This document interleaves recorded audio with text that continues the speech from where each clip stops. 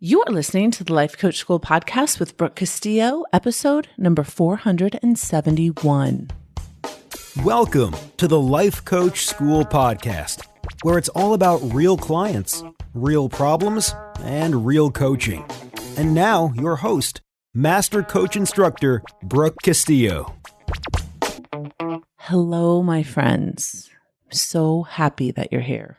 I'm imagining that some of you have come to this podcast today because of its title and because maybe you're feeling defeated or you've been defeated and you need some help. And that is one thing that I have heard time and time again, and I have actually done time and time again with podcasts, is searched for a title, found it, and gotten the help literally that I needed on the exact topic that I needed from a free podcast. And so if that is you, welcome. Welcome to the podcast today where we are talking about the lovely topic of defeat. And it's a topic I haven't covered before, and I found it really interesting preparing for because it seems to me that so many of the people I love are going through some type of defeat right now. It's really fascinating. And I'm going to differentiate between two types of defeat and what we mean by two types of them. But some examples that I have are my son, a couple of my best friends, and myself in some areas. And the question becomes, how do we overcome defeat without quitting? And so many people are coming to me and like, okay, I'm done with this. I want to move on. I can't do this anymore. I want to quit. I want to start over. And what prompted me to record this podcast right now is one of my friends just sent me a text and she just said, I just want to start over and move to Mexico. Is there a reason I shouldn't do that? ? And I replied, I said, yes, because it seems easier to do that right now, but it's not. So don't do that. And so one of the reasons why it's important to understand defeat and how to utilize it and how to overcome it is so you don't quit too early or you don't quit altogether on something that's really important to you. And also that you don't let a defeat go unutilized. Defeats can be amazing building blocks for success. So first, I want to talk about the definition of defeat, which is overcome by adversity or losing. Being beat. When I went to the Googles, that's what it said. Being beat, losing, defeated, overcome by adversity.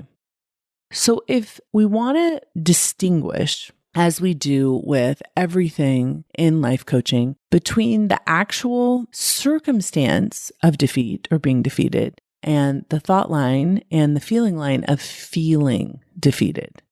And the reason why we need to distinguish between these two things is because it's very important that we understand what we can control and what we can't control, and how some defeats we create in our mind and some defeats are really factual.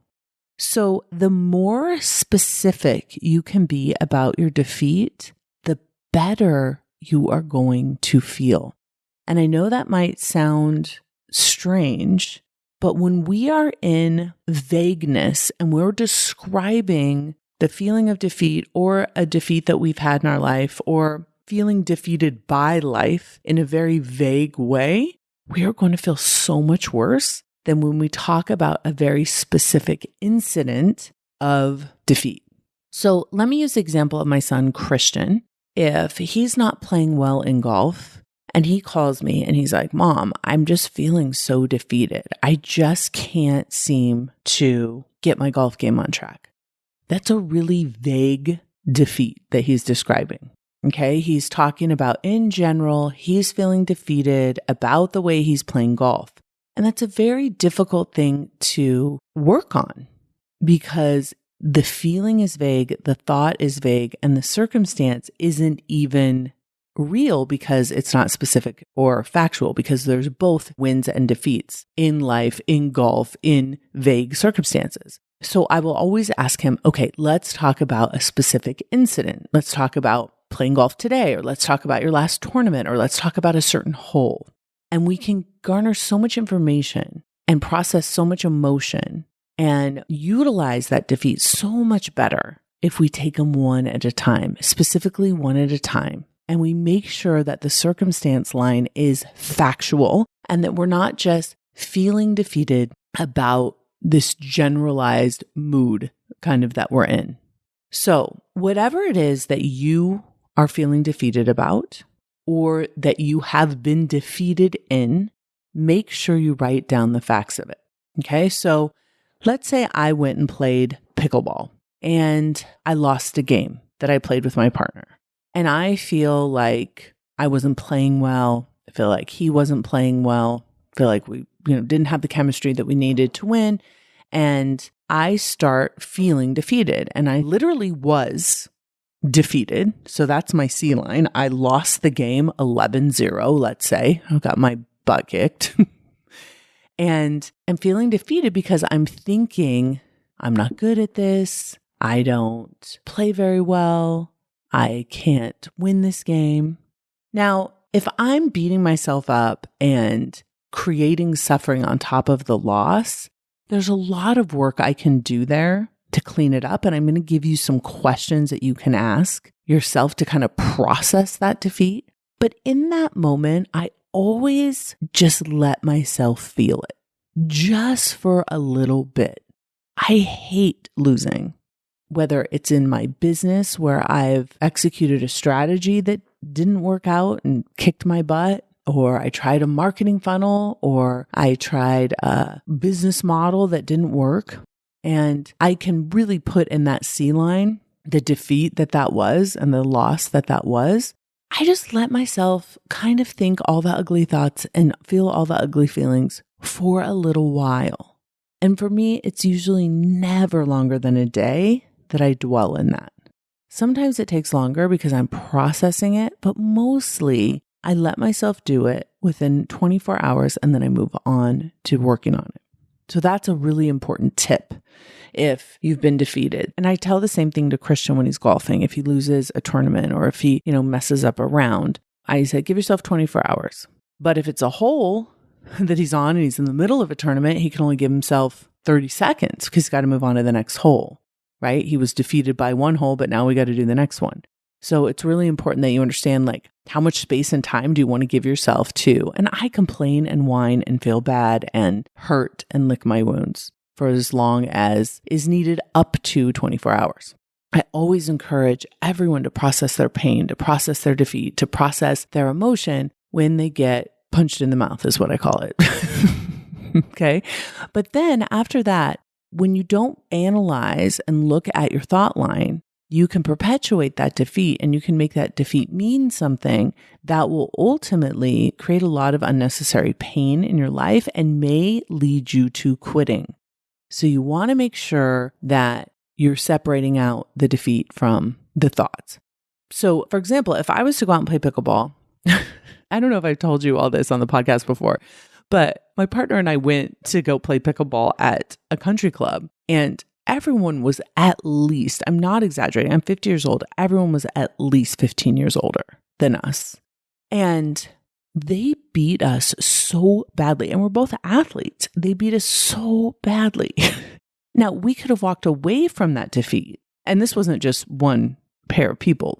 Everyone there was so much better than us. They just destroyed us. And we walked away from that situation. And I could have thought, I shouldn't play pickleball. Pickleball's not for me. This isn't something I should be doing. I should pick a new sport. I'm not good at this, whatever. And I could have stayed in those thoughts and never played again.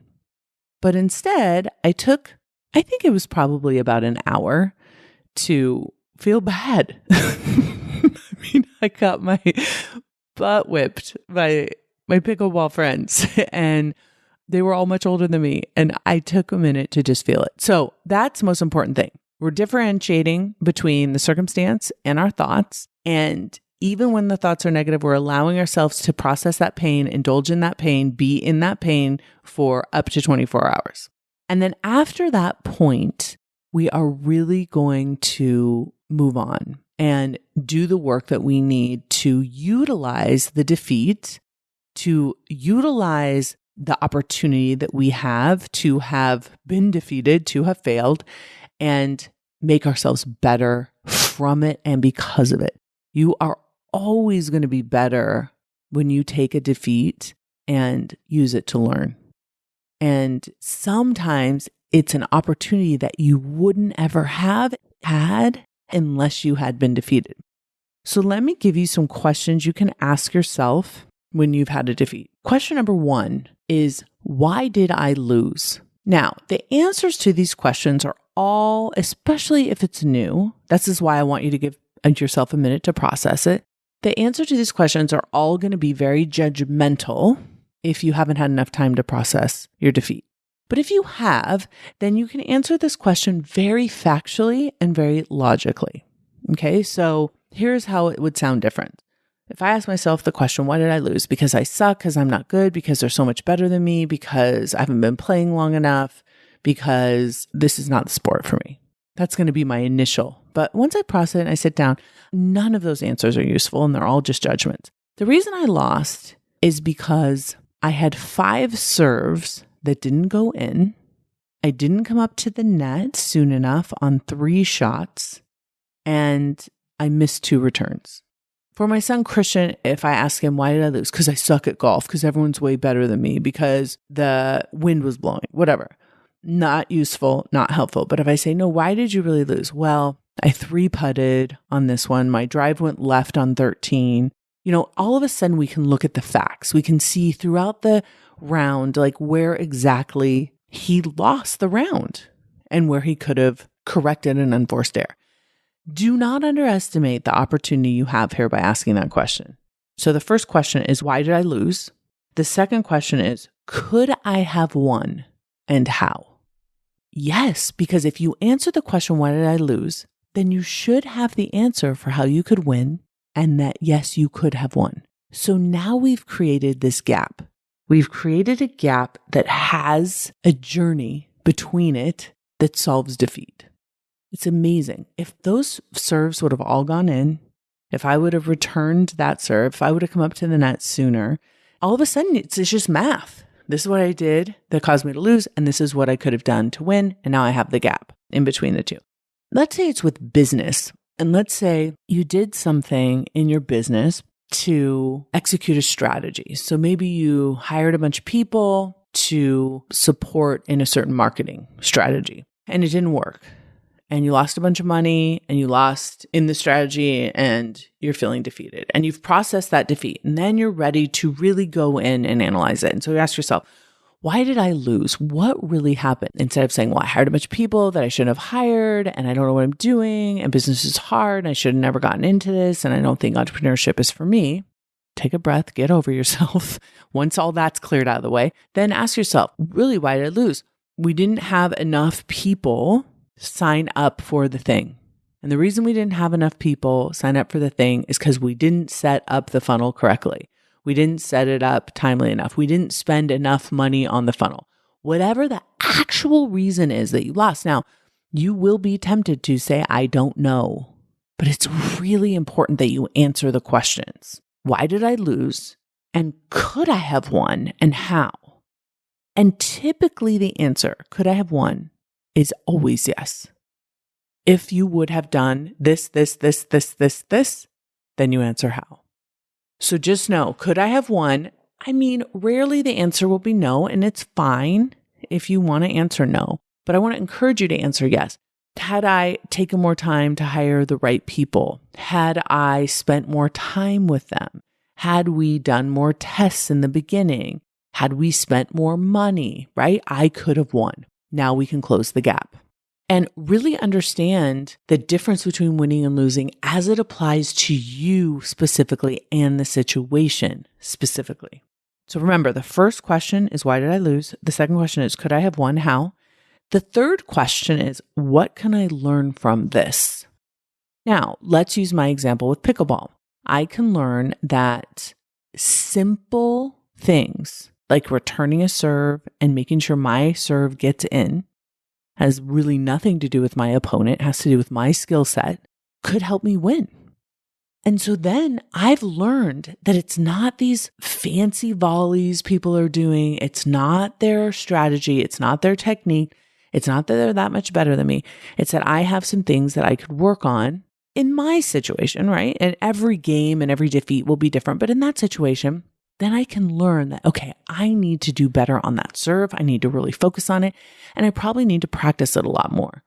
Then I can go out and practice that serve, making sure it never goes out no matter what, and save myself 5 or 6 points on making sure that my serve goes in. And now I've learned something. I made myself better. I've paid attention to something, because I can say, hey, it's important to have my serve in and tell myself that. But when I've lost a game because my serve didn't go in, because I analyze the game and I see it's because my serve doesn't go in, then there's a whole nother level of motivation for me.